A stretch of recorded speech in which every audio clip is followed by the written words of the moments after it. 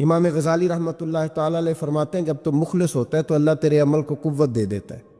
آپ نے ایک واقعہ لکھا ہے، ایک آدمی تھا تو اس نے دیکھا کہ اس کے شہر کے اندر ایک بہت پرانا درخت ہے، تو لوگ اس درخت کی پوجا کرنے لگ گئے۔ اس بندے کو بڑا جلال آیا، نیک آدمی تھا، اس نے کلہاڑا رکھا کندھے پہ، آج میں درخت کاٹوں گا۔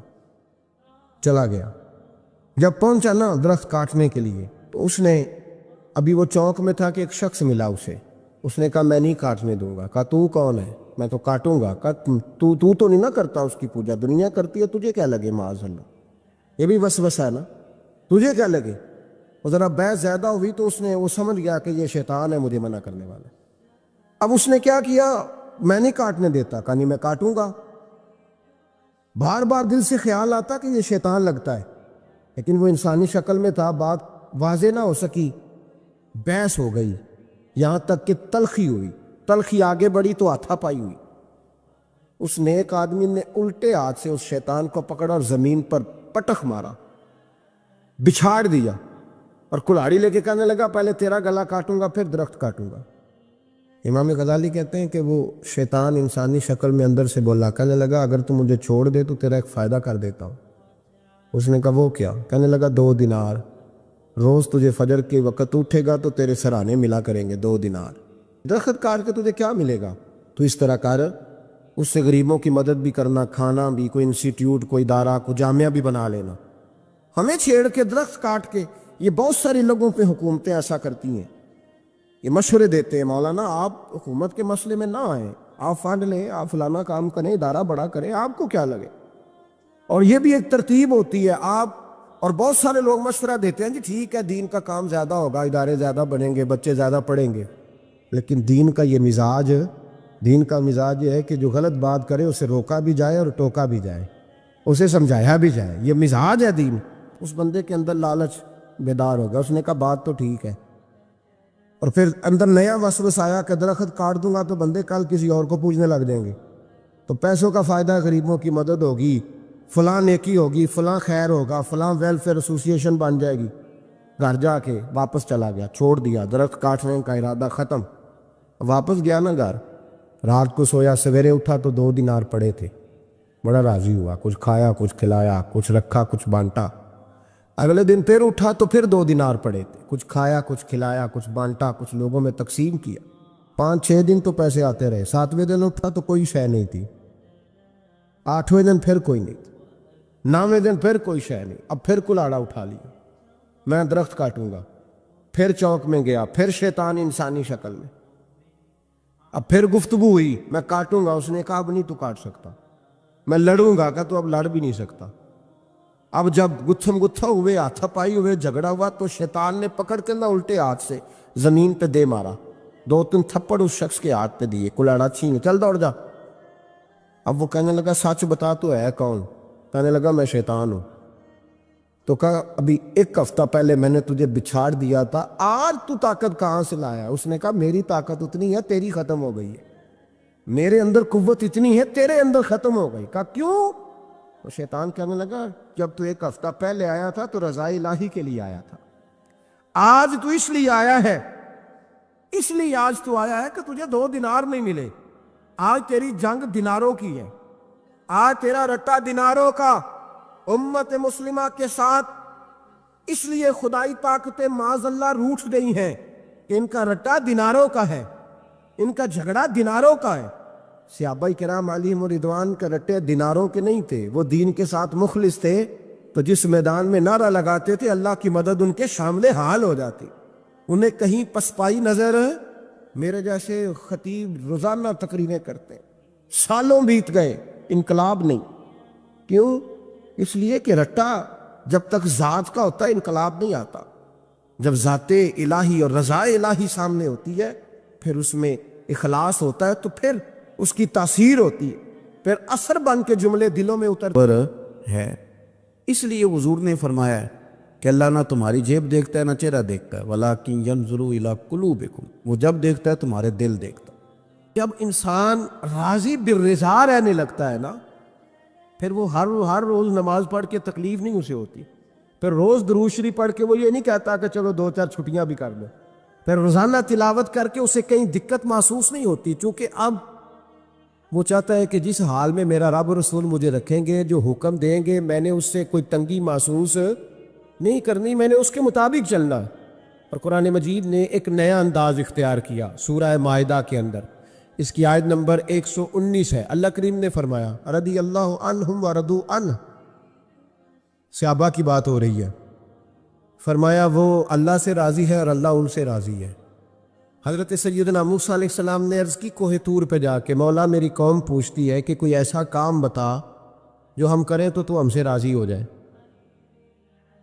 حضرت موسیٰ کی قوم کا خیال تھا کہ تہجد کا حکم آئے گا تو پڑھیں گے، صدقات کا حکم آئے گا تو دیں گے، جہاد کی بات ہوگی تو کریں گے۔ کچھ جو نیک لوگ تھے ان میں سے انہوں نے یہ پیغام دیا کہ مالک ہمیں بتائے کہ وہ کس کام پہ راضی ہوتا ہے، ہم وہ کام کریں تاکہ اللہ ہم سے راضی ہو جائے۔ حضرت موسیٰ کلیم کہتے ہیں میں نے عرض کی مولا میری قوم پوچھتی ہے کہ کون سا ایسا کام کریں کہ تو راضی ہو جائے، تو رب کریم نے ارشاد فرمایا موسیٰ کہتے میرا خیال تھا کوئی لسٹ ملے گی، لیکن مالک نے ایک جملہ کہا، ایک جملہ، اور تفسیروں کے دریا بہا دیے۔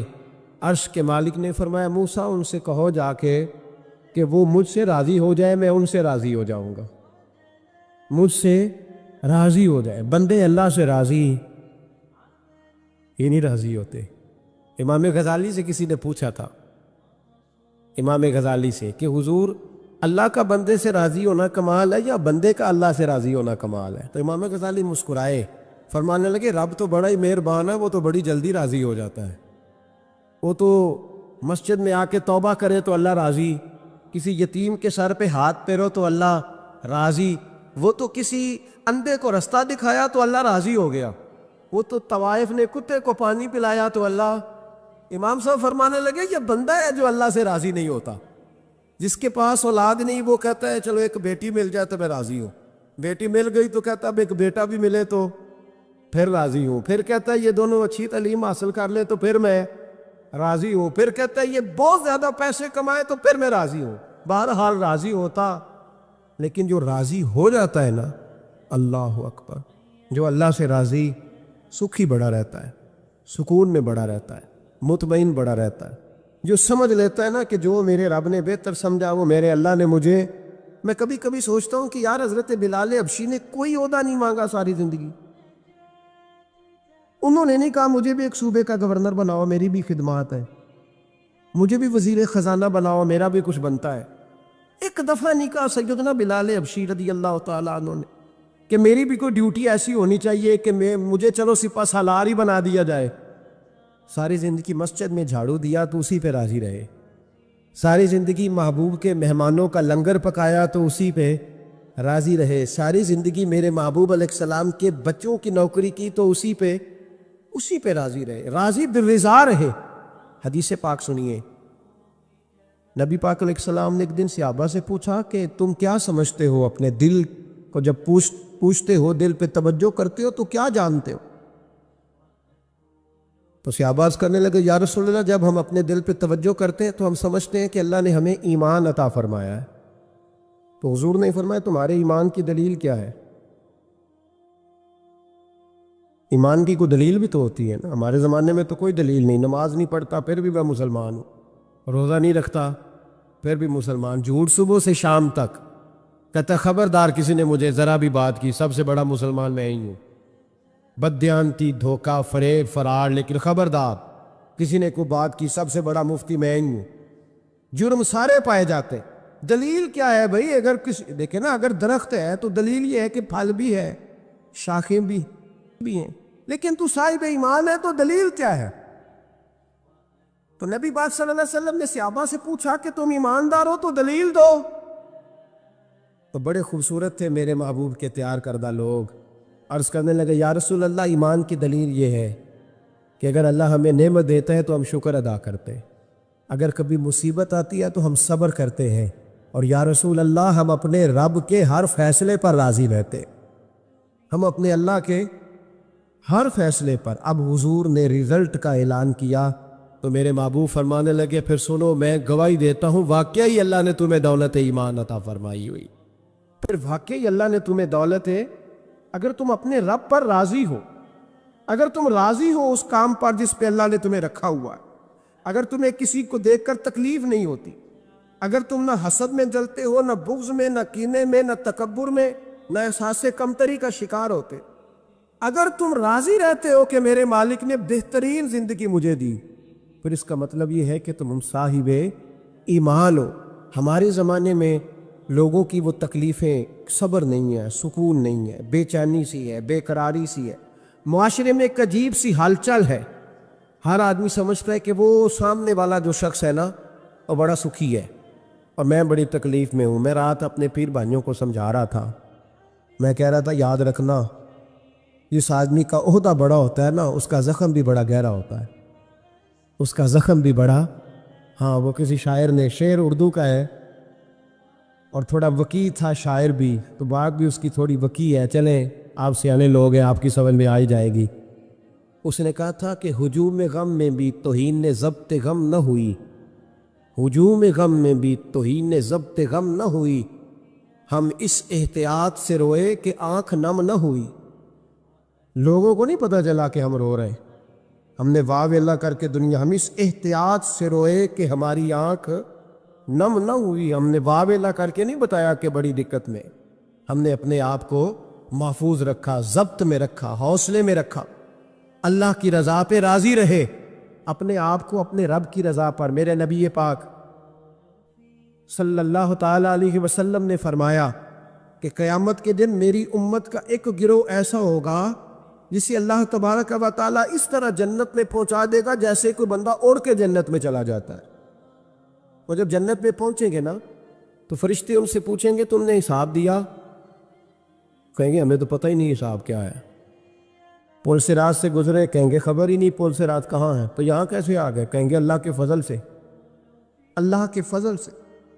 تو کہا بتاؤ تو صحیح تمہاری نیکی کیا تھی؟ تو کہیں گے دو باتیں تھیں، ایک تو ہم اللہ کے حلال کو حلال جانتے تھے، رب کے حرام کو حرام جانتے تھے، اور دوسرا یہ تھا کہ ہم اللہ کے ہر فیصلے پہ راضی رہتے تھے، اللہ کے ہر فیصلے پہ۔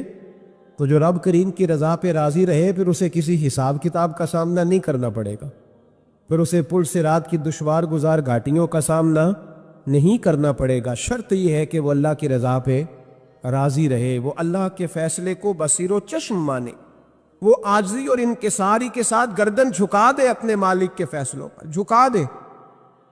اللہ نے حضرت ابراہیم کو اولاد نہیں دی، پھر زمانے کے بعد دی، پھر دینے کے بعد کہا کہ جاؤ وادی غیر ذی زرع ان میں چھوڑ کے آؤ۔ سخت گرمیاں ہو جائے تو لوگ بچوں کو اسکول نہیں بھیجتے، چھٹیوں کا اعلان ہو جاتا ہے، لیکن حضرت ابراہیم چھوڑ آئے بچہ، اور بچہ ایک تو بچہ اللہ تعالیٰ روٹین میں دیتا ہے تو اس کی قدر و منزلت اور ہوتی ہے، اور ایک بندہ بڑی دعاؤں التجاؤں خواہشات کے بعد لیتا ہے اس کی قدر و منزلت۔ وہ بچہ جو بڑی دعاؤں کے بعد لیا، کہا چھوڑ آؤ، کوئی کھانا نہیں، پانی نہیں، دانا نہیں، حضرت ابراہیم چھوڑ آئے۔ 13 سال اکٹھے رہنے کی اجازت نہ ملی، اور جب اجازت ملی تو کہا اب چھری اٹھاؤ اور بیٹے کی گردن پہ چلا دو۔ آپ اس کو آسان کام سمجھتے ہیں؟ اتنی تسلیم و رضا، ہر فیصلے پہ راضی ہونا، ہر فیصلے پہ۔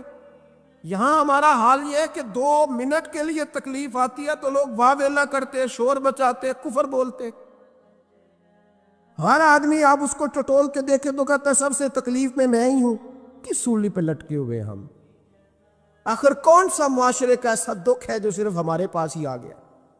ہر آدمی کہتا ہے مجھے نہ چھیڑنا، سب سے زیادہ غمگین میں ہی ہوں۔ بھائی بتا تو صحیح نا کہ آخر کون سی ایسی چیز ہے جو مالک نے تجھے عطا نہیں فرمائی؟ لیکن ہماری آزمائشیں ہیں، ہمارے جملے ہیں، ہماری گفتگو ہے کہ ان سے شکوہ چھلکتا، ان سے شکایتیں ٹوٹ ٹوٹ کے نیچے گرتی ہیں۔ ہم یہ سوچتے ہی نہیں کہ ہمیں نہیں پتا ہمارے حق میں بہتر کیا ہے، ہمارے رب کو پتا ہے کہ ہمارے حق میں بہتر کیا ہے۔ اس لیے لوگ شکایت نہیں کرتے تھے، آج ہر بات پر شکایت ہے، ہر بات پر لوگ شکوہ کرتے ہیں، اور ہر بات پر لوگ اللہ تبارک و تعالیٰ کی بارگاہ ناز کے نافرمان بنتے ہیں۔ اور پھر سوال کیا، یا اللہ تو راضی ہو جا، یا اللہ تو، اور اللہ کیا فرماتے ہیں موسیٰ اپنی قوم سے کہو یہ مجھ سے راضی ہو جائے میں بھی ان سے راضی ہو جاؤں گا۔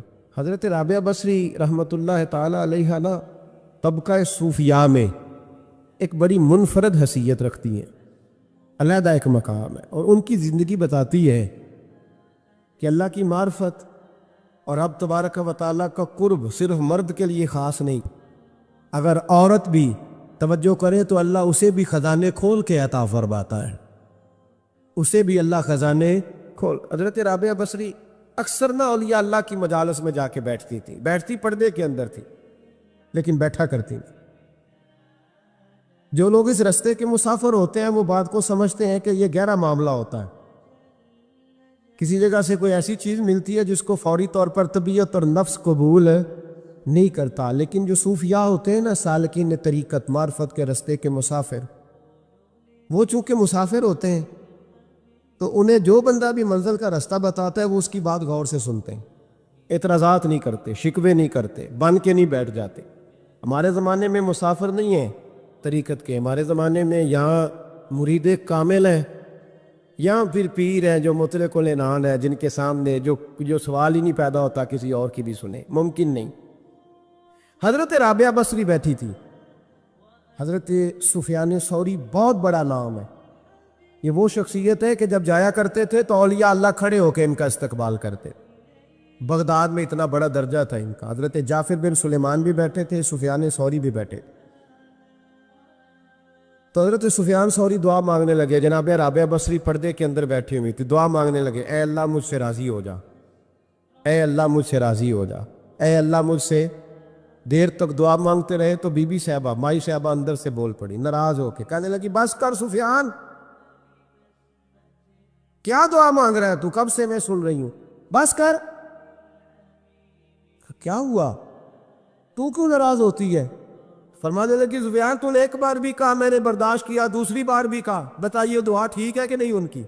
اے اللہ تو مجھ سے راضی ہو جا۔ بھی اس دعا پہ ناراض ہوگی مائی صاحبہ، کہنے لگی تو نے ایک بار بھی مانگی تو میں چپ رہی، دوسری بار بھی مانگی تو اب تو چپ ہی نہیں کر رہا، بس کر۔ تو حضرت سفیان کہنے لگے چل میری اصلاح کر دے۔ تو مائی صاحبہ کہنے لگی تو یہ تو کہہ رہا ہے یا اللہ راضی ہو جا، یا اللہ راضی ہو جا، پہلے تو بتا تو اللہ سے راضی ہے؟ پہلے اپنے نفس پر نظر ڈالنا، تو راضی ہے؟ روز نہیں مانگتا کہ 2 کروڑ چاہیے، 6 کروڑ چاہیے، انسان کا نفس روز نہیں کہتا بڑی گاڑی چاہیے، روز نہیں کہتا میرے بھی ٹھاٹ باٹ ہو، میں بھی بڑی گاڑی میں کھڑے ہو کے لوگوں کو ہاتھ لہرا کے لیڈر بنوں، روز نہیں کہتا میرا بھی بڑا نام ہو۔ پہلے بتا نا تو راضی ہے؟ حضرت سفیان ثوری نے جب بات سنی تو جھگڑا نہیں کیا، بلکہ اللہ اکبر کہا اور چیخ مار کے رونے لگے، کہنے لگے رابعہ تو سچ کہتی ہے، ابھی تو میں اس منظر تک نہیں پہنچا کہ میں رب سے راضی ہو جاؤں تو میں اسے راضی کرنے چلا ہوں، تو سچ کہتی ہے۔ قریب ہی حضرت جعفر بن سلیمان بیٹھے تھے، وہ بی بی رابعہ کے پاس گئے، کہنے لگے مائی صاحبہ مجھے تو بتا دے آخر بندہ اللہ سے راضی ہوتا کب ہے، یہ منزل شروع کب ہوتی ہے؟ تو آپ فرمانے لگی اس وقت کہ بندے کا جو حال نعمت ملنے پہ ہوتا ہے نا، جب وہی حال اس کا مصیبت آنے پہ ہو تو پھر سمجھو وہ اپنے رب سے راضی ہو گیا، پھر وہ اپنے رب سے۔ یہاں لوگ راضی نہیں ہیں، نہ شریعت کے حکم پر راضی ہیں معاذ اللہ، نہ دین کے آنے پر راضی ہیں، نہ نفاذ شریعت پر راضی ہیں، نہ لوگ اپنے ہر معاملے میں۔ دیکھیں نا کبھی کبھی تکلیف ہوتی ہے، کئی دفعہ لوگ بات پوچھنے آتے ہیں تو دل کرتا ہے انہیں ڈانٹ جھڑک دیں گے۔ طلاق کا مسئلہ پوچھنے کے لیے لوگ عالم کے پاس آ جائیں گے، طلاق کا مسئلہ پوچھنے۔ سوال یہ ہے کہ تو نے شادی سے پہلے کسی عالم سے رابطہ کیا تھا کہ مجھے بتائے بیوی کے حقوق کیا ہیں، اس کے ساتھ وقت گزارنا ہے میں نے تو کس طرح کے حقوق میں نے ادا کرنے ہیں، شریعت مجھے کیا حکم کرتی ہے؟ پوچھا تھا کسی عالم سے؟ دین کی ضرورت پڑی تو دین کے پاس آئے، لیکن دین کو عمل کرنے کے لیے کبھی حاصل ضرورت پڑی تو آ گئے، حاجت ہوئی تو آ گئے، طبیعت لگی تو آ گئے۔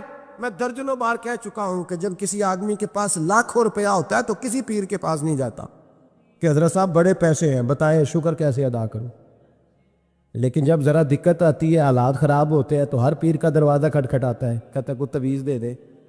تو بتا جب تو تیرا دین کے ساتھ صرف تکلیف کا رشتہ ہے تو راضی بالرضا کب ہوگا؟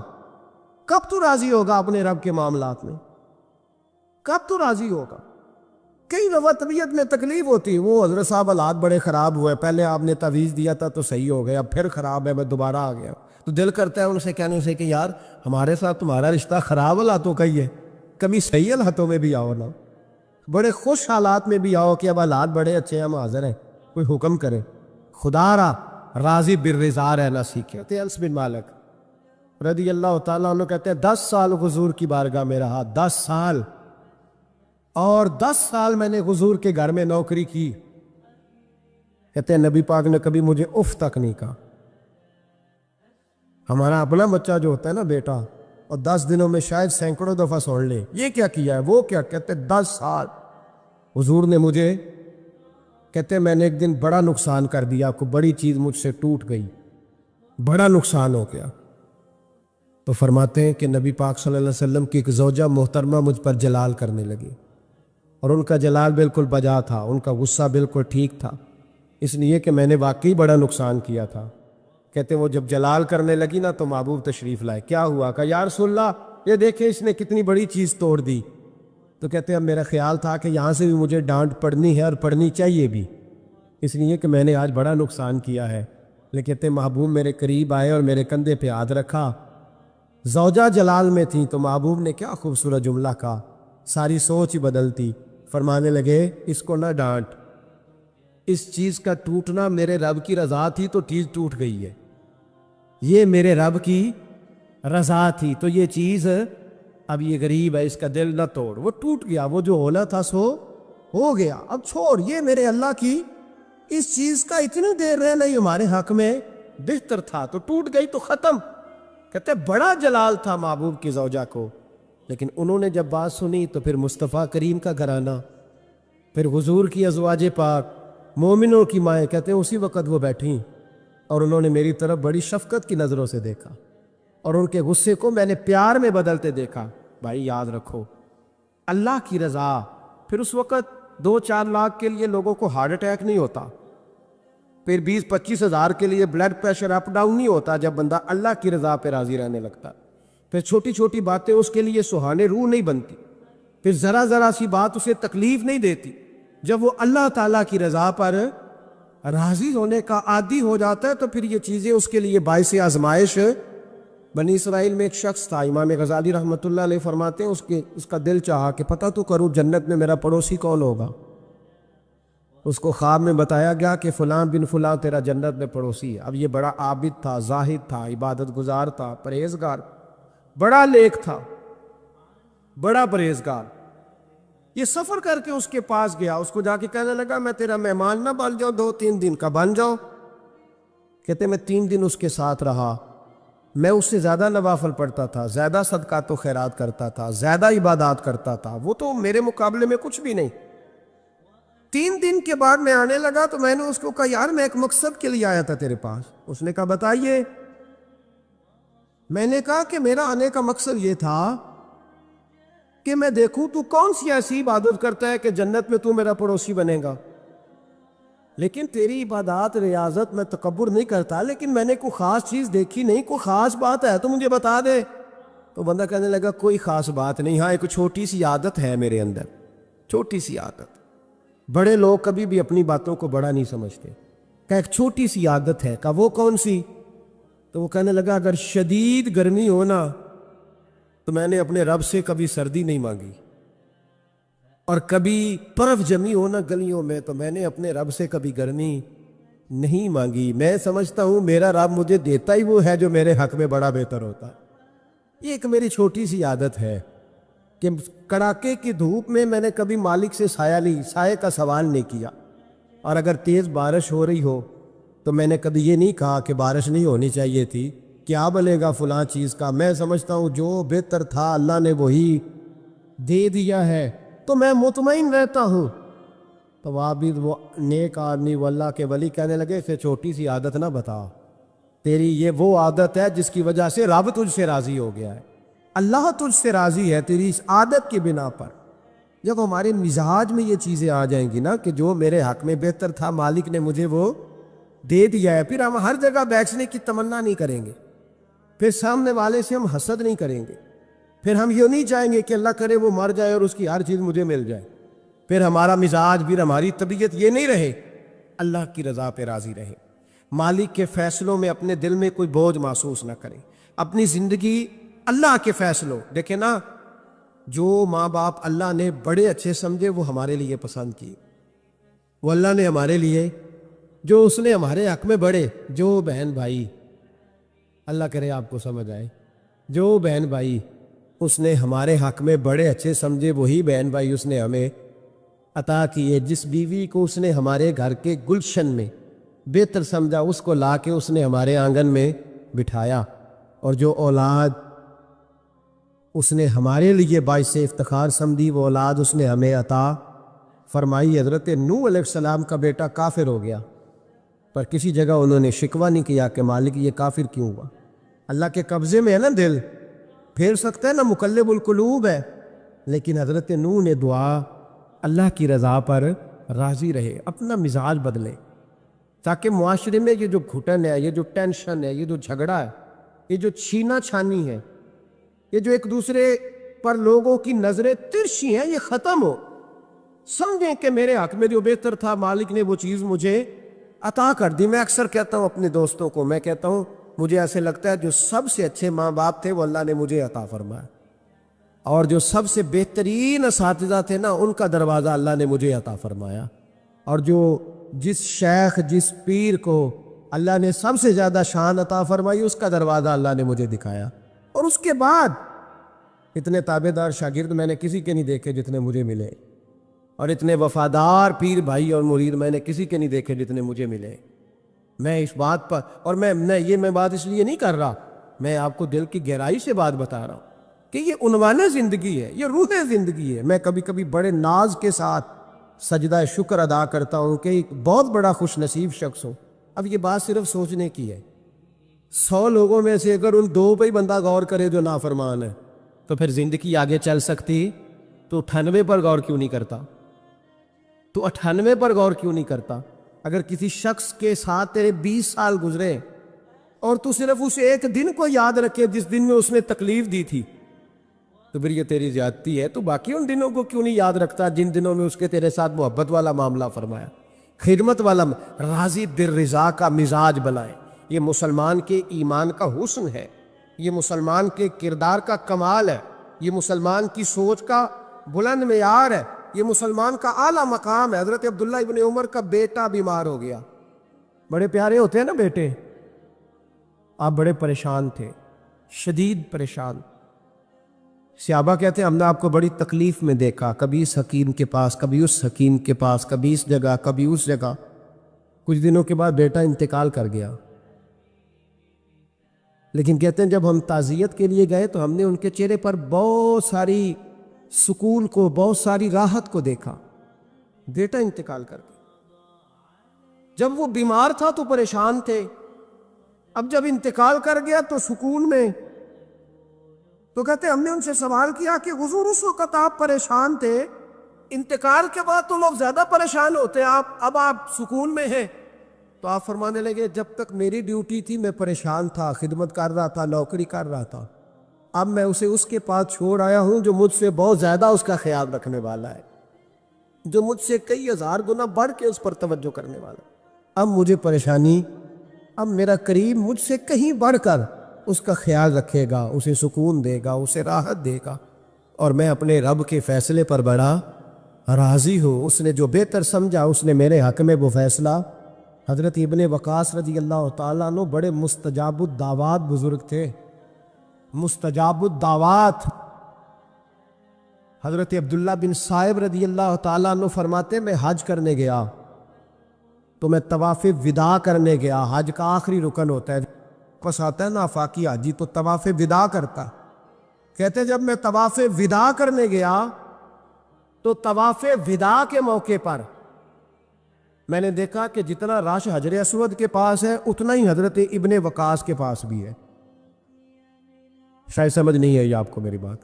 حجر اسود کے پاس بہت بڑا رش ہوتا ہے، ہر آدمی کی خواہش ہوتی ہے بوسہ لینے کی، تو جتنے لوگ وہاں کھڑے تھے اتنے ہی لوگ حضرت سیدنا ابن وقاص رضی اللہ تعالیٰ عنہ کے پاس بھی کھڑے تھے۔ تو کہتے میں مجھے تعجب ہوا. عبداللہ بن صائب کہتے میں بھی ان کے پاس جا کے بیٹھ گیا تو میں نے دیکھا کہ وہ نابینا ہے, آنکھوں سے نظر نہیں آتا. لوگ ان کے پاس دعائیں کرانے آ رہے ہیں اور فرماتے میں نے عجیب حال دیکھا, بیمار ترین شخص ان کے سامنے آ کے بیٹھا, حضور میرے لیے دعا کر دیں. تو فرماتے انہوں نے دعا کے لیے ہاتھ اٹھایا تو وہیں اسی وقت میں نے دیکھا اللہ نے اس بندے کو شفا کا فرمایا. میں نے دیکھا مقروض دعا کرا رہے ہیں, بیمار, بے اولاد, جو بھی دعا ان سے کراتا اللہ اس کی حاجت کو پورا فرما دیتا.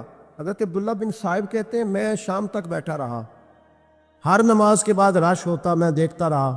فرماتے ہیں شام ہو گئی, لوگ دعائیں کرا کے چلے گئے. جب مغرب کا وقت ہوا تو نابینا تھے, پھر بھی مجھ سے کہنے لگے عبداللہ ساری دنیا نے دعائیں کرائی ہیں, تو نے نہیں کرانی؟ تو صبح سے بیٹھا ہے بس دیکھے ہی جا رہا ہے, تو نے نہیں کوئی دعا کرانی؟ تو کہتے ہیں میں نے کہا حضور میں نے دعا نہیں کرانی, ایک سوال پوچھنا ہے. تو فرمانے لگے پوچھو. تو میں نے کہا حضور سارا زمانہ جو دعا کراتا ہے اور اللہ آپ کی قبول کرتا ہے, تو ایک دعا آپ اپنے لیے بھی کر لیں, اللہ آپ کو آنکھیں عطا فرما دے. مالک جو قبول کر رہا ہے تو ایک کر لے اپنے لیے بھی. میں گڈی تے ہتھ ڈور سجن دے, او جنج رکھے اونج رہنا, او جنج رکھے جنج رکھے اونج رہنا. واجب نہیں جے وچ شریعت مندہ خسم لو کہنا. کہنے لگے ایک دعا اپنے لیے بھی کر لے. کہتے ہیں جب میں نے یہ کہا تو بن وقاص رو پڑے, اتنا روئے کہ ان کی ہج کی بند گئی. کہنے لگے نا, جب تک رب نے چاہا اس نے مجھے آنکھیں دی, اور اب اس نے بہتر سمجھا کہ میری آنکھیں نہ رہے, تو اس نے جو بہتر سمجھا میرے لیے کر دیا. میرا مالک میرے حال سے آگاہ ہے, اور میرے مالک کی حکمت ہے, اس نے مجھے جس حال میں رکھا ہے. اور فرمایا اگر اس نے مجھے اس حال میں رکھا ہے تو میں بھی اس حال پہ بڑا ہی راضی ہوں. میں اپنے مالک کے دیے ہوئے اس حال پر بڑا. مسلمان یہ سمجھ لے, اس پیغام کو پلے کے ساتھ باندھ لے. اگر اس نے جلد بازی دکھانی ہے, اگر اس نے بے راہ روی کرنی ہے, اگر اس نے اللہ تبارک و تعالیٰ کے فیصلوں میں مداخلت کرنی ہے, پھر یہ تو ممکن ہی نہیں. یہ ہو سکتا اس لیے کہ اس کی لگامیں کسی اور کے پاس ہے, اس کے فیصلوں کا اختیار کسی اور کے پاس ہے. اپنے آپ کو اپنے مالک رضی اللہ عنہم ورضوا عنہ ذالک الفوز العظیم. اللہ فرماتے ہیں میں ان سے راضی ہوں, وہ مجھ سے راضی ہیں, اور یہ بہت بڑی کامیابی. اپنی زندگی میں اللہ کے فیصلوں پر راضی ہونا سیکھیں, راضی ہونا سیکھیں.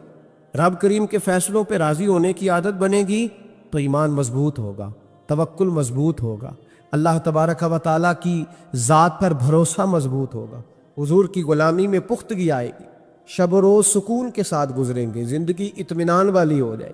بہت سارے لوگ ایسے ہوں گے جو آپ کو رزق کی نظر سے دیکھیں گے. شرط یہ ہے کہ یہ ارادہ کر لے, یہ ذہن بنا لے کہ جو میرے حق میں بہتر تھا میرے رب نے مجھے عطا فرما دیا, اور جو اللہ نے مجھے نہیں نہ دیا وہ میرے حق میں بہتر نہیں تھا. اس ارادے کو جب آپ پختہ کریں گے پھر ایمان آپ کو بڑی لذت دے گا, دین آپ کو بڑا سکون دے گا. اللہ سمجھنے کی توفیق عطا فرمائے. آخر دعوانا